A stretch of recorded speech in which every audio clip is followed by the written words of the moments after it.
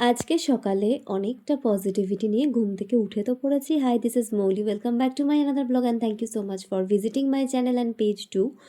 তো আজকে 22 তারিখ অ্যান্ড ঘুম থেকে উঠে প্রথমেই চুলটাকে ভালো করে আঁচড়ে নিলাম, কারণ কালকে যে আমার হাল ছিল তাতে আমি চুল বলো স্কিন বলো কিচ্ছু কেয়ার করতে পারিনি। তারপরে পুরো ফ্রেশ হলাম ফার্স্টে, দেন একটু প্রপার স্কিন কেয়ার করলাম অ্যান্ড স্কিনটার অবস্থা খুব ডাল লাগছিল কাল থেকে, তো ভালো করে ময়েশ্চারাইজার অ্যাপ্লাই করলাম and now it looks very soft. তারপর তো আমি 1 কাপ চা নিয়ে একটু ওয়েদারটাকে এনজয় করছিলাম, কারণ শীত প্রায় চলে যাচ্ছে, তো এখন এই ওয়েদারটাকে আমার ভালো লাগে। খুব বেশি শীত আমার পছন্দের নয়। আচ্ছা, তোমাদের কার কার শীত ভালো লাগে অবশ্যই কমেন্টে আজকে জানিও। তারপর কুলফিকে একটু ভালো করে আমি ফ্রেশ করে দিলাম, মানে ওই টিস্যু দিয়ে, ওয়েট টিস্যু দিয়ে ওকে আমি ভালো করে একটু ক্লিন করে দিলাম মুখ চোখগুলো, যেটা আমি প্রত্যেক দিন ইউজুয়ালি 2-3 বার করে থাকি। তারপরে বাইরে বারান্দায় এসে কুলফির সাথে খেলছিলাম আর আকাশটাকে দেখছিলাম, আজকে বেশ নীল নীল দেখাচ্ছিল। আসলে কি বলো তো, আর তো কদিনের মধ্যেই বসন্তকাল প্রপারলি পড়ে যাবে, তো সেই জন্য ওয়েদারটাও চেঞ্জ হচ্ছে। আর আগামীকাল সরস্বতী পুজো।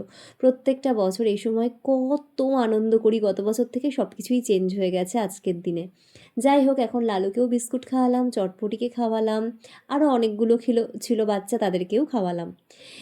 এরপর আমি ফাইনালি বসলাম একটুখানি কাজে, কিন্তু কাজ করার উপায় আছে।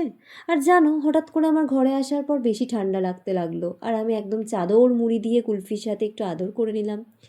এই যে এই রকম যদি একটা কেউ থাকে তোমার পাশে সারাক্ষণ, তুমি কি করে কাজ করবে বলো তো? একে চটকাবো, দেখবো, চুমু খাবো, আদর করব, নাকি কাজ করব? মন বসে কাজে? আমার তো বসে না।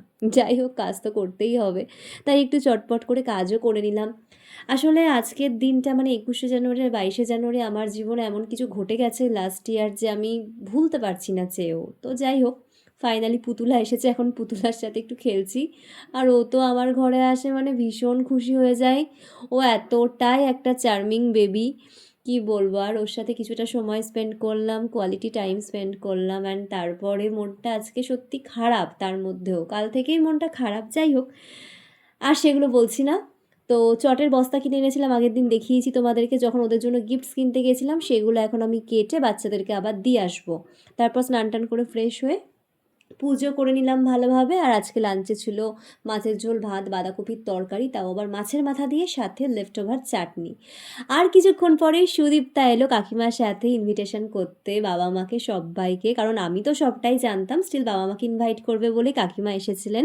তো অনেকক্ষণ গল্প করলো ওদের সাথে, আর সোনিয়া মিষ্টি এনেছিল আগের দিন, সেটা আমি তারপরে টেস্ট করলাম।